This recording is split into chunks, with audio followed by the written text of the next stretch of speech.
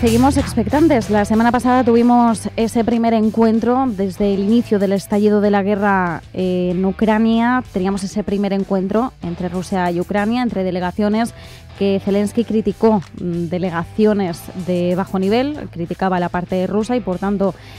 aportaba los perfiles que creía que iban a estar más nivelados. Esperábamos un encuentro de mayor nivel, tratándose sobre todo de un primer encuentro en el marco de 3 años y teniendo en cuenta las expectativas que se barajan de cara a que haya unas negociaciones, al menos para establecer un marco inicial de alto el fuego y luego pues ir progresando. ¿Qué ocurre? Que Rusia, en palabras además del ministro de Asuntos Exteriores, Sergei Lavrov, ya ha dicho que nanay, que de primero una tregua y luego vamos viendo nada, que esto está descartadísimo. Así que vamos a analizar el contexto actual con Emiliano García Coso, profesor de Derecho Internacional y Relaciones Internacionales de Comillas y CADE. Emiliano, ¿qué tal? ¿Cómo estás? Muy buenas tardes, Marta. Pues todavía en shock realmente con lo que le está pasando al presidente Cyril Ramaphosa en el despacho Oval. Bueno, pues mira, si quieres lo comentamos porque es cierto que como nos está pillando tan de nuevas en última hora, si quieres comentamos un poquito porque hemos visto evidentemente un pequeño rifirrafe, una pequeña tensión a tenor de las acusaciones que se están haciendo de violencia, de genocidio en este gobierno post-apartheid por parte de Elon Musk y entendemos que también se está sumando un poco el tono general por parte de la administración Trump. De hecho, Trump directamente ha repetido esas acusaciones de asesinatos blancos por parte del gobierno sudafricano. Así que si quieres, por comentar también un poquito la última hora, luego ya vamos con Rusia y Ucrania, ¿cómo estás viviendo efectivamente este cruce de acusaciones que están teniendo lugar ahora mismo mientras hablamos? Pues te puedo decir que en mis 25 años de seguimiento de la realidad internacional nunca había visto, quitando el caso de el señor Zelensky, algo de semejante naturaleza, porque a un presidente de un país elegido democráticamente, independientemente de los problemas que puede tener de corrupción, etcétera, etcétera, como ocurre con muchos otros países, pues que le pongan un vídeo delante de toda la prensa internacional señalando Kill the Boer, que son los descendientes de los holandeses que llegaron allá a Sudáfrica, le ha tirado directamente todos los recortes de periódico que tenían, que le han proporcionado a él, encima de la mesa y luego se los ha dado al propio Cyril Ramaphosa, pues sinceramente yo cuando lo estaba viendo no me lo creía, porque ya creía que con la experiencia adquirida con el señor Zelensky habían ganado un poco de, digamos, de equilibrio en el tratamiento en el despacho Oval, pero parece ser que no, porque lo que ha dicho ha sido tremendo. No, y de hecho se está hablando de una reunión acalorada. Bloomberg lo está ahora mismo calificando de heated, que podríamos traducirlo heat, calor, pues como acalorada. ¿Estamos ante una bronca 2.0 al estilo Trump-Zelensky o bueno, entendemos que lo que subyace es diferente, el contexto es diferente, los intereses también pueden ser bastante distintos. Yo no sé si de alguna forma Donald Trump puede tener algún interés también de trasfondo a la hora de generar esta tensión, este malestar al ser anfitrión para otro líder, porque claro, es que Donald Trump esto lo hace cuando juega en casa, también hay que decirlo, pero bueno, ¿por dónde podríamos tirar esa lectura? Sí, es absolutamente sorprendente porque recordemos que Trump o la administración Trump podría tener una visión estratégica y recordar que Sudáfrica es miembro originario de los BRICS. Estados Unidos y Europa no tienen mucho interés en que los BRICS como tal se consoliden, digamos, generando un marco económico de desdolarización que dé soporte a las pretensiones de China y de la propia Rusia. Entonces, en lugar, digamos, de tratar estos asuntos, que efectivamente puede haber esta realidad en la sociedad sudafricana, pero en lugar de tratarlo en privado, que haga una exhibición pública tanto de vídeos como de recortes de periódico y los ponga ahí abiertamente sin ningún tipo de defensa por parte del presidente Cyril Ramaphosa y de su equipo que le acompañaba, pues sorprende porque, sinceramente, desde un punto de vista geopolítico, yo trataría, digamos, de llevarme a Sudáfrica, como también lo haría con Brasil, en un intento de parar, digamos, las pretensiones que tienen los BRICS de avanzar hacia atrayendo al sur global y desdolarizando, que es una de las últimas acuerdos que se alcanzó en la cumbre precisamente en Sudáfrica. Entonces, sorprende que le haya puesto en evidencia, y que creo yo sinceramente que ha supuesto que haya un corte absoluto de relaciones con Sudáfrica, porque el presidente Cyril Ramaphosa no hacía más que insistir que ellos tienen minerales raros, que lo ponen a disposición de Estados Unidos, pero es que no ha dejado margen, es decir, ha entrado a degüello, como se dice vulgarmente, a poner de manifiesto la situación que hay respecto a los granjeros blancos, que lo ha dicho por activa y por pasiva, señalando claramente el término white. No, y podríamos calificar esto de encerrona total. Vamos a ver en qué se queda la disputa y también en cómo puede evolucionar de cara a las relaciones Estados Unidos-Sudáfrica. Pensábamos que la conversación, que el encuentro iba a ir por otros términos y estamos viendo un derrotero bastante difícil y distinto. Veremos en qué queda, pero Ramaphosa se ha mantenido en que se encuentra en Estados Unidos para poder fomentar las relaciones diplomáticas, impulsar el comercio, la inversión. Ha dicho que la criminalidad prospera cuando hay desigualdad y desempleo y por tanto ha creado la necesidad de crear más empleos, hacer crecer la economía del país. Ha rechazado las acusaciones de asesinatos, de violencia contra personas blancas. Vamos a ver, efectivamente, porque estamos teniendo aquí un rifirrafe que nos recuerda inevitablemente a esa bronca que vimos entre Donald Trump y Zelensky, solo que en ese momento teníamos el contexto mucho más cercano en Europa que este. Veremos, el hecho de que Elon Musk se encontrase allí ya nos podía dar alguna pista de que quizás se creara un entorno tenso y de malestar. Vamos a ver qué ocurre. Emiliano, mientras tanto, como decimos, Rusia-Ucrania, situación un poco estancada porque no estamos viendo un avance claro hacia una negociación ni siquiera de alto el fuego, que sería como el primer paso de cara a unas negociaciones de paz.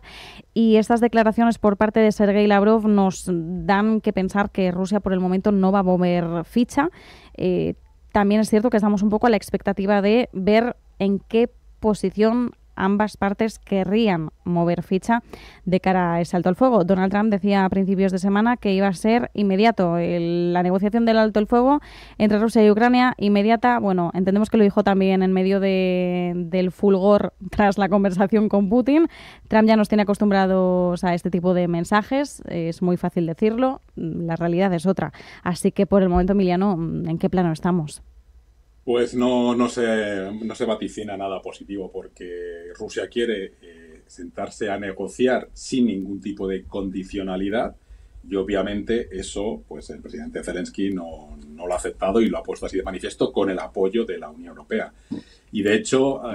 hubo ayer una comparecencia del secretario de Estado Marco Rubio ante la Comisión de Asuntos Exteriores del Senado de Estados Unidos. Y lo que vino a decir no vaticina que vaya a haber una aproximación, porque vino a decir que Rusia quiere algo para lo que no tiene derecho y Ucrania quiere algo para lo que no tiene la capacidad militar para ganar. Entonces se quedó ahí en ese pronunciamiento que me parece interesante y que marca claramente que la resolución de este conflicto está muy lejos, que sería conveniente que Estados Unidos se alineara más con Europa, desde el punto de vista de sostener ese apoyo militar y de inteligencia a Ucrania, que apoyase más también la implementación de del paquete número 17 de sanciones contra Rusia. Y tenemos un problema muy serio, porque si realmente uno de los objetivos de este paquete es tratar de atacar la flota fantasma a través de la cual Rusia proporciona petróleo internacionalmente y sigue obteniendo divisas para financiar la guerra, recordemos que la semana pasada en el Báltico Rusia mandó jets de combate para defender a uno de los barcos que pretendía ser aprehendido por las autoridades escandinavas. Entonces, bueno, pues o Estados Unidos cambia un poco su posición y trata de alinearse con los europeos,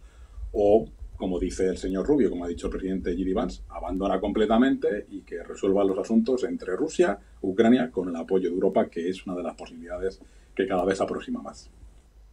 Bueno, de hecho, incluso Trump, después de su conversación con Putin, daba a entender que el papel de Estados Unidos como mediador debía casi zanjarse, como que Estados Unidos debía dar un paso atrás en pos de conversaciones ya directas entre Rusia y Ucrania, porque él decía, bueno, son ellos quienes conocen los detalles, ¿no? Quería preguntarte precisamente por ese 17º paquete de sanciones tan criticado por parte de la, paquete de sanciones de la Unión Europea, que ha sido tan criticado también a nivel internacional, evidentemente no por Ucrania, no por aliados ucranianos, pero se ha sido criticado en el panorama internacional por aquellos que pueden ser o más aliados rusos o tienen un papel algo más neutral de mediación. Las principales críticas no sirven de nada, no están ayudando, llevamos ya 17 paquetes y por el momento podríamos seguir. ¿Cuál es realmente el peso que tienen este tipo de acciones, este tipo de sanciones, que además ahora ya China también ha criticado porque en este 17º paquete por primera vez se incorporan también compañías chinas que puedan estar vinculadas a ayuda a Rusia? Sí, es que el principal problema que tenemos es para que esto sea eficaz, para que estas medidas de sanciones sea eficaz, deberíamos contar con la colaboración activa tanto de India como de China, porque son los principales compradores de la energía o del petróleo ruso. Por lo tanto, a través de esta flota fantasma, pues van llegando el petróleo y por lo tanto van obteniendo divisas a un menor precio, obviamente, que el que pudiera obtener en el mercado internacional abierto. Pero sinceramente, como bien has dicho, este paquete 17, pues bueno, sigue indicando a personas vinculadas al gobierno ruso que ya han sacado todo lo que tenían que sacar. Está el tema de los activos congelados y la financiación de Ucrania a través de los intereses de los activos del Banco Central ruso congelados por parte de la Unión Europea. Y ahora ya incluimos a empresas que tienen relación, empresas chinas, quiero decir, que tienen relaciones con Rusia desde el punto de vista de suministro de bienes de doble uso y que lo han metido aquí. Yo creo que ahí la Unión Europea debería haber intentado una negociación mucho más activa con China para tratar de aminorar esas sanciones hacia esas empresas chinas, porque nos interesa muchísimo tratar de atraer a China hacia el lado de Europa y hacia el lado de Ucrania, habida cuenta que su principal objetivo, en este caso de China, es enfrentarse a Estados Unidos, no a la Unión Europea, a pesar de que tenemos disputas con los aranceles a los vehículos eléctricos chinos y otra serie de cuestiones que tenemos que abordar directamente con China y que supuestamente en la cumbre que va a haber entre Unión Europea y China tendremos que discutirlo. Bueno, que por cierto, China también ha dicho que Europa es muy hipócrita porque al final, por muchas sanciones que haya, sigue habiendo cierta comercialización, cierto intercambio comercial con Rusia. Ya por último, para cerrar, Emiliano, como sigo viendo algunos titulares respecto a lo que está ocurriendo entre Trump y Ramaphosa, yo solo a modo de conclusión quería preguntarte, porque me decías en 25 años que llevo cubriendo relaciones internacionales, jamás había visto una situación así. Creo que tampoco nos esperábamos una situación como la que vimos con Zelensky y ahora estamos viendo como una repetición, ¿no?, del mismo acting. Quería preguntarte muy brevemente, porque nos quedamos sin tiempo, ¿qué hay de cierto tras el discurso que mantienen Trump y Elon Musk al hacer este tipo de acusaciones? Porque claro, lo que buscamos al final es que haya evidencias creíbles, que haya un consenso internacional sobre estas acusaciones a Sudáfrica, y me temo que en estos momentos no las tenemos. Y claro, antes de dar por hecho la información tanto de un lado como de otro, queremos entender un poquito más, ¿no?, el contexto del que hablamos. Sí, toda esta crisis que se está produciendo en vivo y en directo mientras estamos aquí hablando, porque todavía creo que continúa la conferencia en el despacho Oval, se debe fundamentalmente a que Estados Unidos ha recibido más de 2.000 solicitudes de granjeros africanos o blancos sudafricanos, habida cuenta que entienden que el gobierno, a través de diferentes actos, está intentando nacionalizar sus tierras sin la compensación oportuna, e incluso hay determinados grupos políticos sudafricanos que abogan por matar, asesinar y recuperar las tierras originarias de la población negra en Sudáfrica. Entonces, Ramaphosa ya no sabía lo que decir. Él ha trasladado la cuestión al ministro de Agricultura, que es blanco, que es uno de los pocos blancos, y del partido de la oposición de Ramaphosa, en un intento de explicar que se están tomando medidas y que eso es una minoría, como puede haber también minorías en Estados Unidos o en la propia Europa que tiene una radicalización con el uso de la fuerza o el uso de las armas, y que eso es fruto de las sociedades actuales. Entonces, no creo que sea una buena idea hacerle responsable absoluto a Ramaphosa de la situación actual y de este incremento de las solicitudes de asilo por parte de afrikaners en Estados Unidos y en Australia. Bueno, pues así entendemos un poquito mejor a qué se está refiriendo la administración Trump cuando hace este tipo de acusaciones. Entendemos, por tanto, que es parte de una minoría. No estamos diciendo que estemos alineados con la actuación ni las intenciones de esta minoría, entiéndase, pero tenemos que entender efectivamente el contexto para entender la magnitud de esas acusaciones y hasta qué punto efectivamente el gobierno sudafricano es consciente o está trabajando en ello, o cuál es el grado de riesgo, de peligro y de posibilidad de que esto pueda magnificarse. Nos quedamos con esto. Muchísimas gracias, como siempre, Emiliano García Coso, profesor de Derecho Internacional y Relaciones Internacionales de Comillas ECADE. Un fuerte abrazo. Gracias, Marta. Un abrazo. Buena tarde.